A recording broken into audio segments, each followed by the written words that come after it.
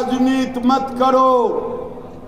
मस्जिद राजनीति के लिए नहीं है, मस्जिद धर्म के लिए है।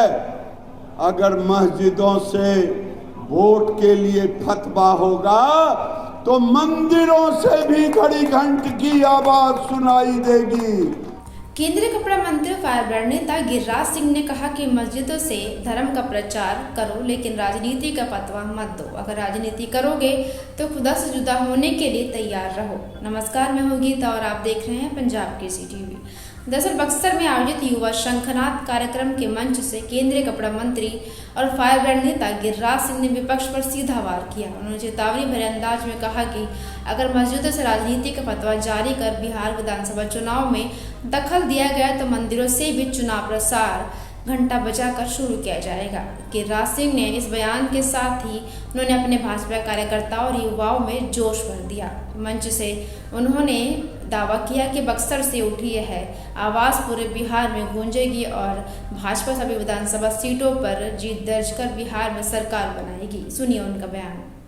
के लिए एक आदमी के यहाँ श्राद्ध था, नहीं गया था, उसके दूसरे दिन जब मैं गया तो 100-200 लोग आ गए।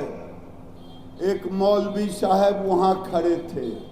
मैंने पूछा, यहाँ खड़े बैठे लोगों से पूछना चाहता, क्या 12 साल पहले किनके घरों में गैस था? जरा वो हाथ उठाएंगे। नहीं, जरा या तो कहें ऐसे ऐसे करें, सब लोग करें। नहीं था। अगर उज्ज्वला दिया, आज किनके घर में गैस से खाना बनता? जरा हाथ उठाइए।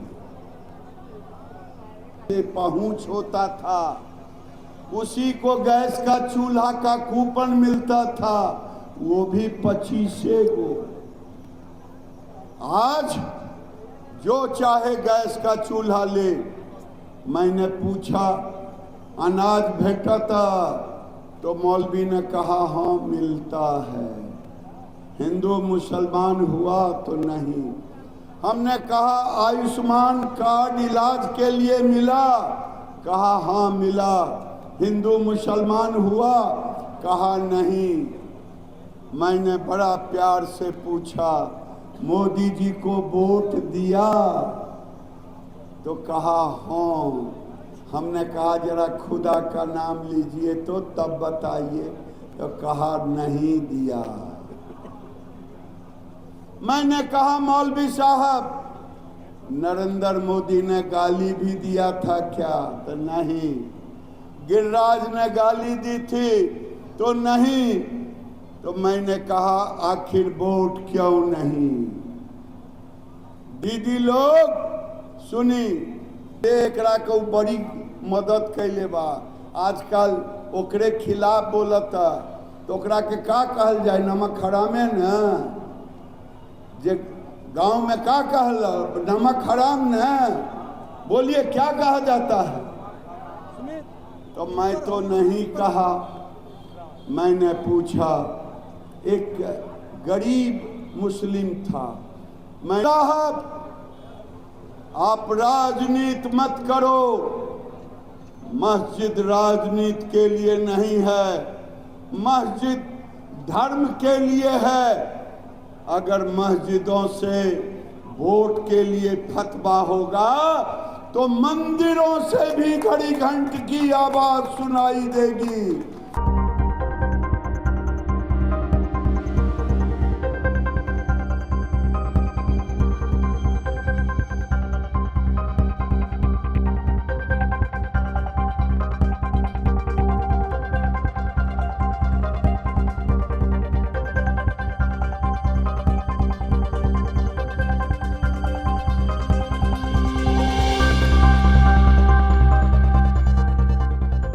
गिरिराज सिंह ने इस दौरान यह भी कहा कि विपक्ष में आरजेडी जंगल राज वाली पार्टी है, जिसका विकास से कोई लेना देना नहीं है। बिहार की छवि को खराब करने का काम लगातार किया जा रहा है। उन्होंने सवाल उठाते हुए कहा कि लालू यादव के शासनकाल में यूपीए सरकार के 10 वर्षों में बिहार के लिए क्या किया गया, जरा हिसाब दो।